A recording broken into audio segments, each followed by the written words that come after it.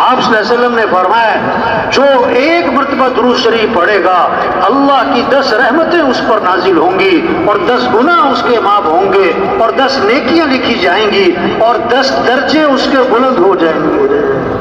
آپ نے فرمایا روشن رات یعنی جمعرات، روشن دن یعنی جمعے کا دن، اس میں میرے پر درود شریف کثرت سے پڑھا کرو کیونکہ تمہارا درود شریف میرے اوپر پیش کیا جاتا ہے۔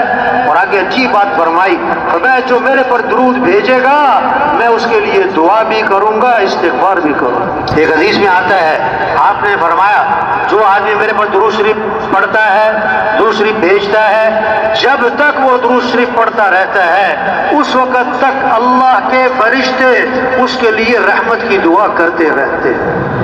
آگے فرمایا اب اس کی مرضی ہے درود شریف تھوڑا پڑھے یا زیادہ پڑھے۔ ایک صحابی آئے، عرض کی اللہ کے رسول میں نے ذکر کا وقت طے کیا، دعا کا وقت طے کیا، اس میں سے کتنا وقت درود شریف کو دے دوں؟ پھر خود ہی عرض کیا حضور 1/4 وقت درود شریف کو دے دوں؟ فرمایا ٹھیک ہے لیکن درود شریف زیادہ کر لو تو بہتر ہے۔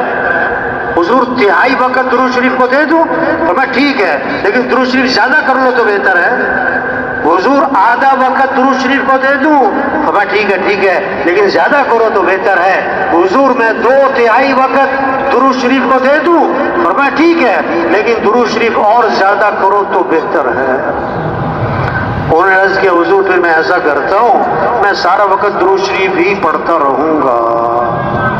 آپ نے فرمایا اذن تکفا ہمکا ویغفر ذنبکا، اگر تم ایسا کرو گے تمہاری ساری پریشانیاں دور کر دی جائیں گی اور تمہارے سارے گناہوں کو معاف کر دیا جائے گا۔ الا بذکر اللہ تطمئن القلوب، کان کھول کے سنو کہ دلوں کا اطمینان کس میں ہے؟ اللہ کی یاد میں۔